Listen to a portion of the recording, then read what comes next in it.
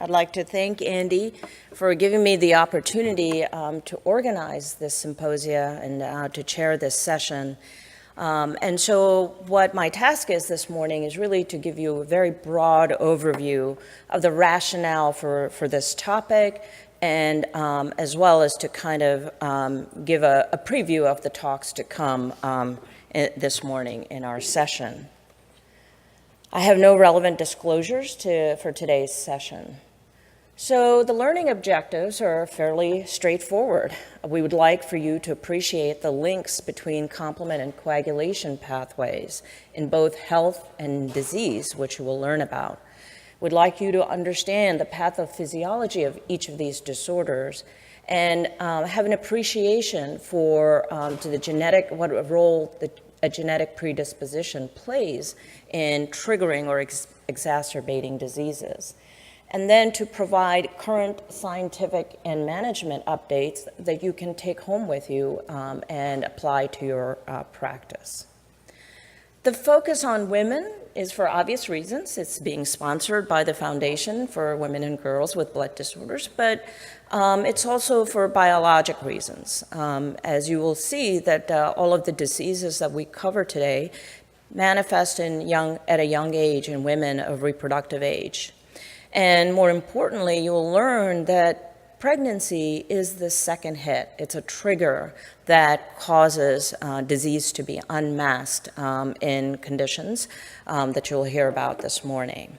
As well, you will learn that the pregnancy complicates the management of each of these disorders as well. And so you have to have specific and unique approaches that are safe for mother and baby. So if I ask most of my colleagues back at Duke or even here in the audience, what do you think of when you think of complement and thrombosis? I can pretty much bet that the answers will be PNH and atypical HUS, because those are the disorders for which we have FDA-approved therapy. But like the orange juice commercial from the 70s and 80s, I'm here to tell you it's just not PNH and AHUS anymore. In fact, in addition to atypical HUS and PNH, there is a growing list of complement-mediated thrombotic disorders. We will not be covering all of them. The two additional diseases that we will be covering today are the HELLP syndrome, which is hemolysis, elevated liver enzymes, and low platelets, and the antiphospholipid antibody syndrome. So in thinking about complement and coagulation, and I've been in this area now for about 3 to 4 years as our research has moved in this direction, you have to appreciate the number of similarities between the two pathways. So I'd like to highlight at a very high level the similarities between these two cascade systems, touch on the differences, and then briefly mention the crosstalk, which I think we're scratching only the surface of, and we are going to learn more and more about it as the research intensifies in this area. So complement and coagulation at a very superficial level are very similar. They're both evolutionarily conserved pathways that mediate host defense, host survival mechanisms. They are mediated by serine proteases that activate in a cascading manner and that are highly regulated in health and disease. And as Sanjay, who will follow my overview talk, will elaborate, the complement system has triggers that are either mediated by antigen-antibody complexes of the classical pathway, sugars in the lectin pathway, or through autoactivation in the alternative pathway. Likewise, the coagulation cascade has distinct triggers, tissue factor tissue injury being one, and then contact activation being another. Both pathways converge on intermediaries, with the C3 convertase being the complement-mediated pathway enzyme, and factor 10 being the common pathway in the coagulation system. And both pathways then have effector or terminal activation mechanisms with C5 convertase enacting the complement-mediated activation steps, triggering inflammation, and prothrombin generation and fibrin polymerization being the final effector mechanisms in the coagulation system. Both have amplification loops. The alternative pathway is a very critical amplification loop, whether the system is triggered by classical or the lectin pathway. In the coagulation system, it's also the intrinsic pathway, and both systems have regulators that hold a tight check on the system to allow for health and homeostasis. But there are also differences, clearly. The most obvious one is the complement system does not stop bleeding. It fights infection. The coagulation system is designed to stop bleeding. The central enzymes of the complement system, unlike the coagulation system, are very inefficient at what they do, and they're unstable convertases. And as a result, much of the heavy lifting that the complement system does is through its split products, the C3A, C5A, C3B, C3D, et cetera. And Sanjay will be touching on that in a little bit.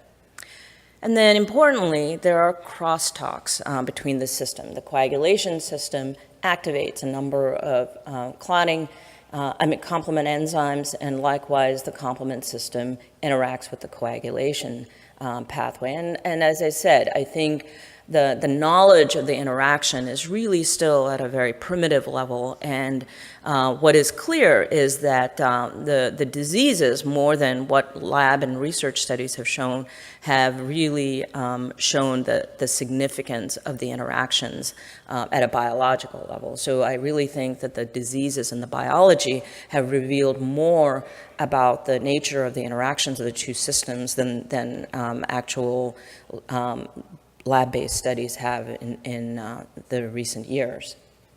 So our first presentation will be by Dr. Jason Vaught from Johns Hopkins, and he'll be talking about the HELLP syndrome, hemolysis, elevated liver enzymes, and low platelets.